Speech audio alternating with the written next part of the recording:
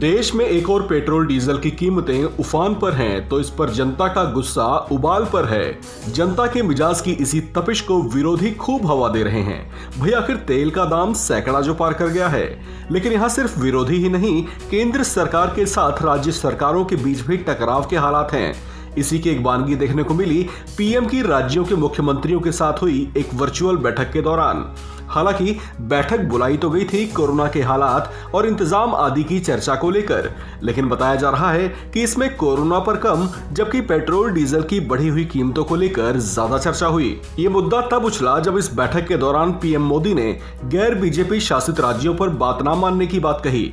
PM ने कहा कि राज्यों से पेट्रोल डीजल पर वैट कम करने को कहा गया था, लेकिन कई राज्यों ने ऐसा नहीं किया। इस पर विपक्ष की ओर से भी तीखी प्रतिक्रिया सामने आई है।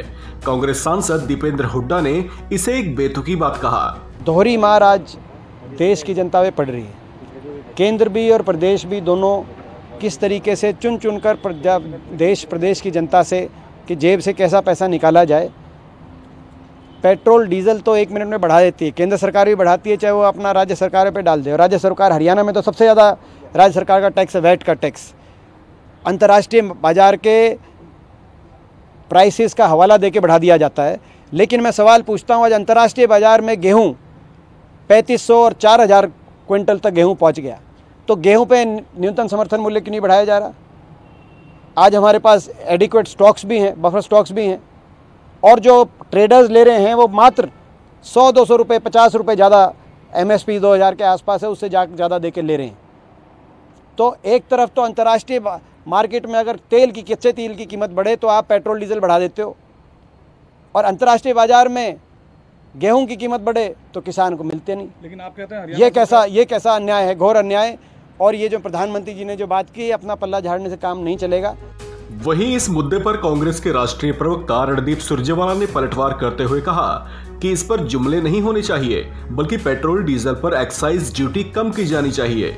उधर महाराष्ट्र सीएमओ की ओर से कहा गया कि महाराष्ट्र में पेट्रोल डीजल पर लगने वाले राज्य का टैक्स केंद्र के टैक्स से कम है। ऐसे में तेल की बढ़ी हुई कीमतों को लेकर राज्य को दोष नहीं दिया जाना चाहिए। गौरतलब है कि प्रधानमंत्री मोदी ने वैश्विक हालात में भारत की आर्थिक मजबूती को लेकर केंद्र और राज्यों के बीच बेहतर तालमेल पर बल दिया था। उनका कहना है कि जनता पर भार कम पड़े, इसके लिए साल 2021 के नवंबर महीने में आयात शुल्क में कटौती की गई थी। उसके साथ ही राज्यों से अपने स्तर पर वैट में कटौती करने को भी कहा गया था, जिसे कई राज्यों ने नहीं माना। इस खबर में फिलहाल इतना ही। बाकी खबरों के लिए बने रहिए वन इंडिया हिंदी के साथ।